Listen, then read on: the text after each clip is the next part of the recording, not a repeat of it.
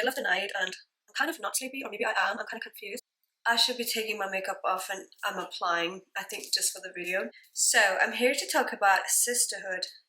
Ladies, we need to talk about this. How many times have you found yourself in situations where you're either competing with a friend unconsciously, or a friend is competing with you unconsciously, or you want to be like them, or they want to be like you? It's like you feel like as if anytime they will get a chance, they will steal your style, your clothes. They will take everything from you because they want to be you, you know? So even though on the surface they may be acting like they love you, they're your fan or whatever, but if they get a chance, they would steal everything from you because they want to be you.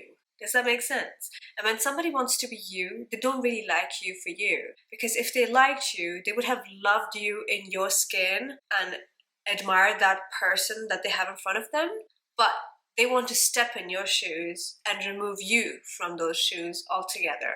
So they are not your fan, they're not your true friend, they're not obsessed with you. This is just not healthy. It's very toxic. So I see a lot of you ladies, even men, entertain so many friendships that are so false, that are so fake, that are BS. And if you think about 5 years from now, maybe 10 years from now, you wouldn't even have these people in your life anyway. So why are you entertaining them again?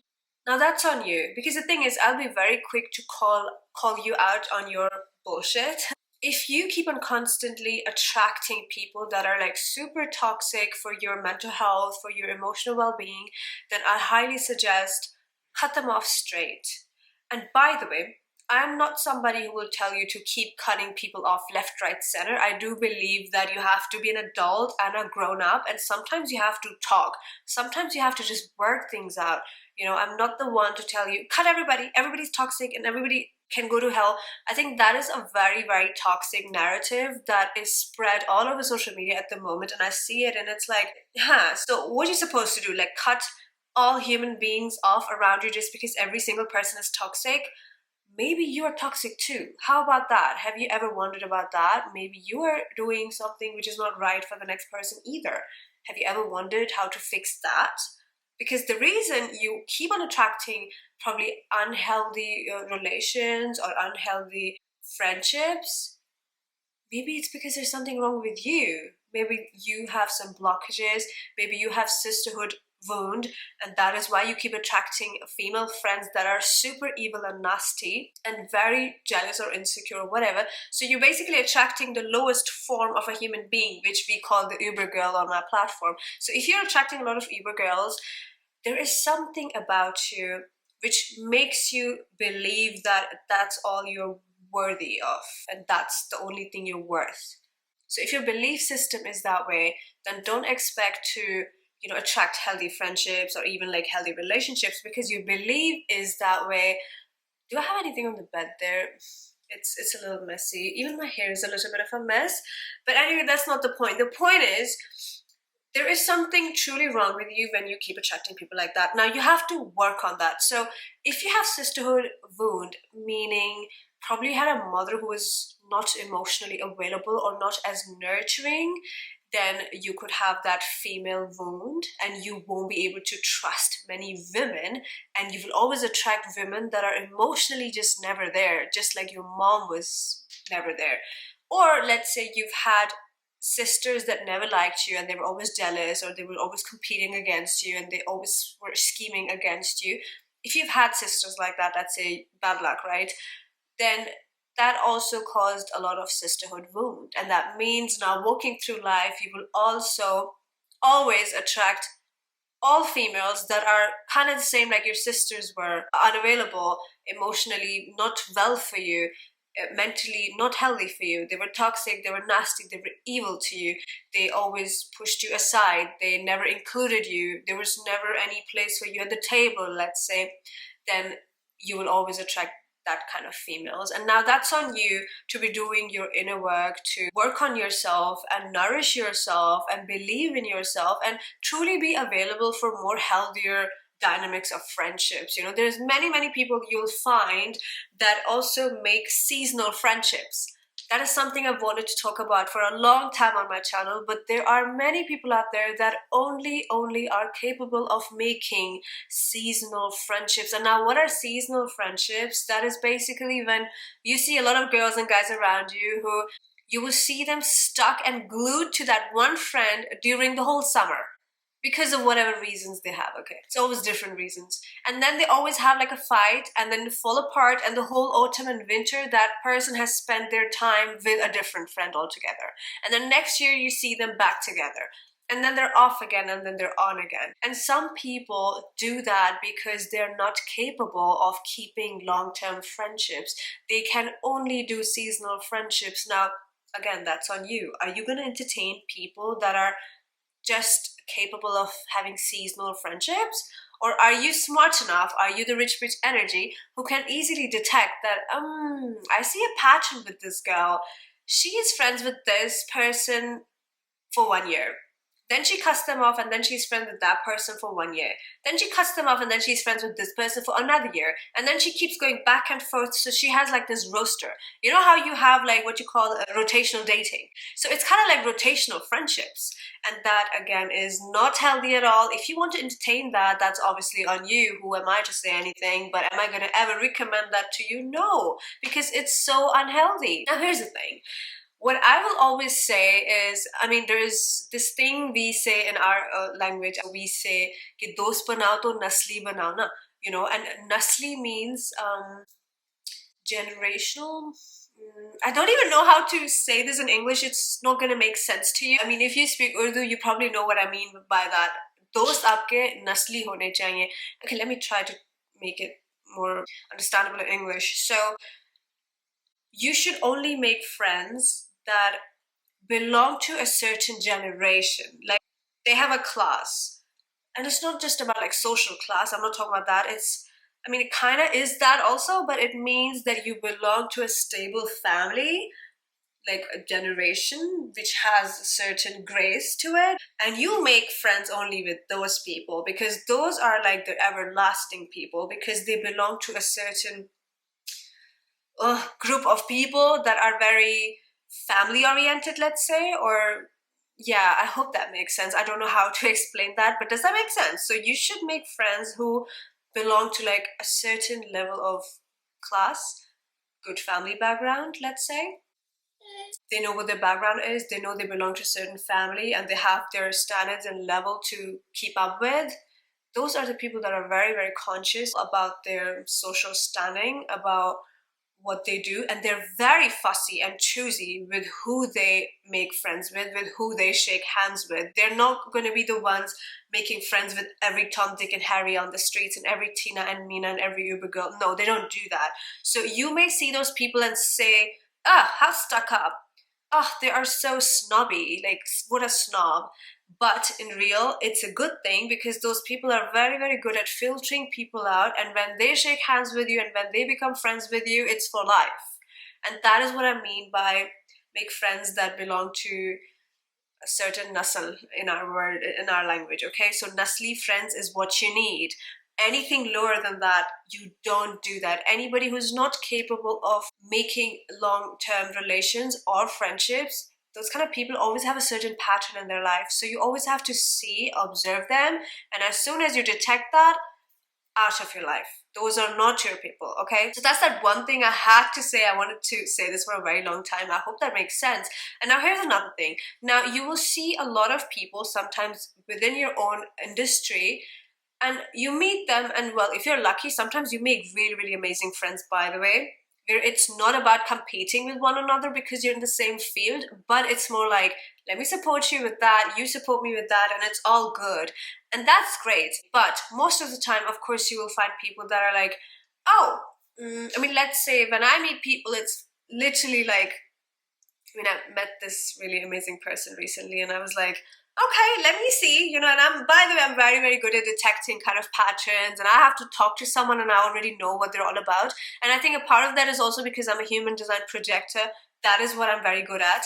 So here's the thing. Sometimes I come across people, they're like, so okay, this is how many followers like I have, and like, and sometimes whether it's less or more, but it's just not something I discuss. It's like, I mean, whatever. I feel like my life or my bills don't depend on that. So it's not really like a big deal for me whether I have less, more, whatever. I really don't care. I have other things, bigger things to think about.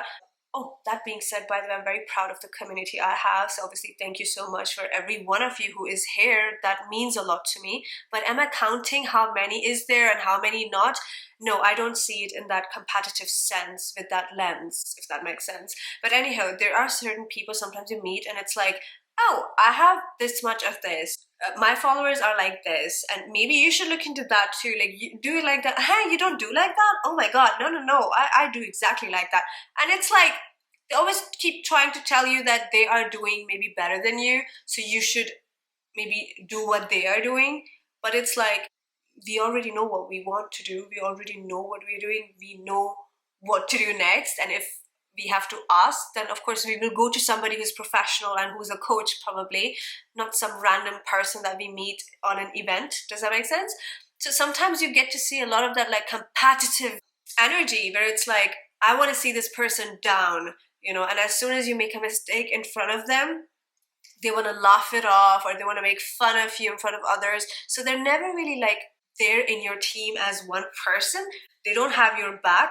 You have to be able to detect these things. If they are laughing at you in front of other people instead of trying to cover you up, then again, that's not a friend. And I think that is literally just like common sense. I don't even have to tell you that. But here's the problem, and the reason I have to say this is because a lot of girls and guys, especially youngsters, are stuck in these kinds of toxic friendships and they don't know how to get out of it, because the reason is they think, well, I don't have any other friends, so let me just be there for the ones that I have. So yeah, for now, that's all I have. So let me just be there, because otherwise I'll be just all by myself and I'll be alone. And I am a big advocate for allowing yourself to be alone sometimes. You don't know how much magic happens when you allow yourself to be alone for a while. There's nothing wrong with that. You know, I mean, of course you have your family, right? You will always have your friends and your partner or whatever. You will always have a backup. That's not a problem. But sometimes just moving through life alone is the biggest blessing ever. And I don't care about your race, about your age. That's an experience everybody should have, which is, well, either move out or either sometimes just take yourself out on dates, go out and be your own best friend and learn to be your own best friend. Because if you don't, then you will always be stuck entertaining people sometimes, because it's like, okay, that's all I have in this given moment, so let me just be there. But do I really like it? No. Does it really do me any favor? No. Is it really good for my well-being? No. But that's all I have for now, so let's just go. Does that make sense?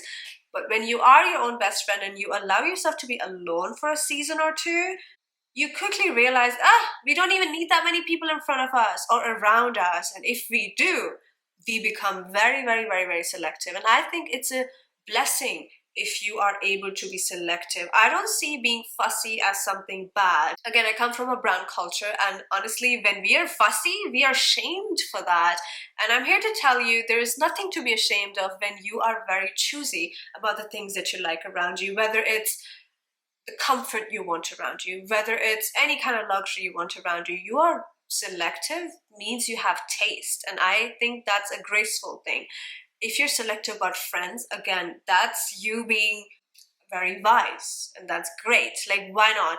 If you're being fussy about choosing a partner, again, I don't look at that in a bad way. I know people see it like, oh my God, you have to stop being so fussy. But it's like, every time I have seen people end up being with someone, the ones that we called fussy, they actually ended up with really good partners and really good friends for life, you know. So I've never seen them actually regret. Yes, the ones I have always seen regret were the ones that were always in a rush, that were always entertaining people that were coming in their life left, right, center, but they never positioned themselves to be selective. And so they just went along with anything that came their way. And I've always seen them regret. Does that make sense? So being selective is a good thing. I think it's also a blessing. If you're in a position where you can be selective about the things that you want in your life, I mean, that's like a queen status, honey. That's not something anybody can do. That's like the rich bitch energy status, right? Why not? And again, by the way, never let people shame you for being selective.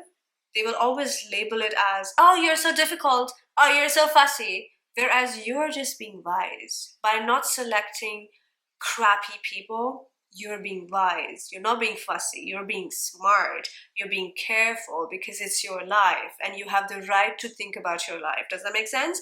And when you are okay moving alone sometimes, then that is where you really build that muscle where it's like, I don't want to entertain rubbish. I'm all right by myself today. No problem at all. We'll see tomorrow what happens. What does tomorrow bring to us? We'll see then, and then we can select. If it's good, then it's good. If it's not, no problem. We'll see next day again. Does that make sense? So that is what I wanted to say during midnight. Now I need to take my makeup off, brush my hair, try and go to sleep. Today we talked about friendships, and your friendships need to look like sisterhood.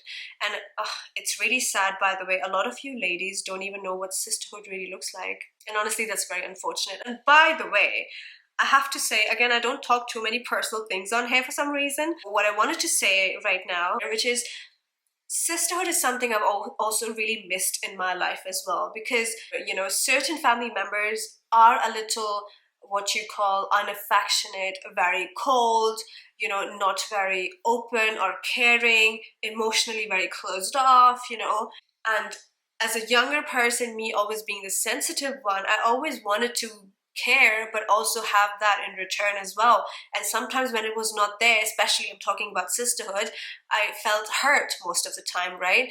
And I spent a lot of years living in that feeling of hurt until super recently, where I was like, okay, you know what, I'm so done with that. And I think it was like a couple of years ago I decided, okay, you know what, I need sisterhood in my life, and if it doesn't come from blood relations, do you know what, no problem, I will cultivate it myself and I will have it from the outside and I'll succeed in that.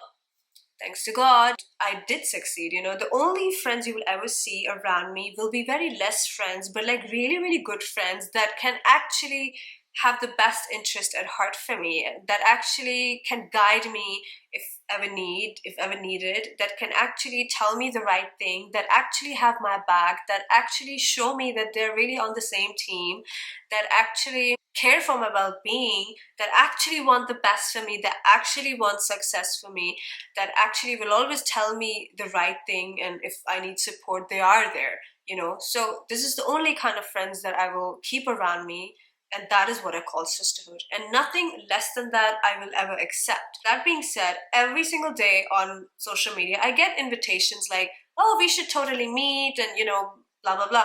And I have tried that, by the way, you know. I have tried meeting sometimes girls through like Instagram or like whatever.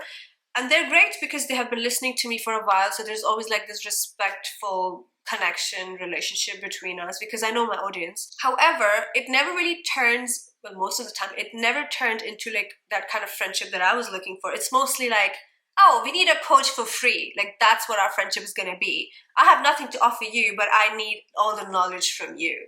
And I think that's work for me, and I'm not going to work for free. It's just like if you have like a shoe business and me keep on asking you for free shoes all the time, does that make sense? When I'm not even offering anything, it kind of doesn't make sense. It's like, okay, you basically want me to adopt you like a mother-daughter relationship. I'm not looking for a mother-daughter relationship, you know, I'm looking for sisterhood. So does that make sense? So you will come across a lot of people like that maybe want something from you all the time, or like vice versa, whatever. And that is not really true sisterhood. So you have to be able to open up your aura, open up your energy, and decide, okay, you know what, I need true sisterhood in my life, and I will not settle for anything less than that. I've seen enough of the sisterhood trauma, enough of the sisterhood wound. Let's fix ourselves, let's work on ourselves, let's heal this. And, you know, maybe let's hire a coach. Do whatever you have to. Hire a coach. You can always get into my coaching programs also, but work with someone that can help you stay on track, that can help you cleanse your aura, that can help you work on that healing, so you don't have those sisterhood wounds anymore. And then, oh my God, the kind of friends you will attract, insane. It will change your life, I'm telling you, okay? Whether it's men or women, I'm talking to both of you. You will have a different experience altogether with friends from now, and you will not allow anything less than real brotherhood and real friendship and real sisterhood in your life. And for the ones who think, oh, does that even exist? That just sounds like a fairy tale magic or whatever. Well, yeah, it is, you know, and you have to believe in magic, and your life will be very magical. If you don't believe in magic, your life will be very simple and plain and super practical. But here's the thing, being a female, the beautiful thing about being born a female is your life can really be very magical if you decide to. But if you decide to stay like very practical, you know, all that, well, then there will be no magic. And like, what's the fun in having a life when there's just no magic? You want a life which is full of magic. You want a magical life. Like, why not? It's fun. It's miraculous. It's like, how the hell did she do this? Or how the hell did she get there? How?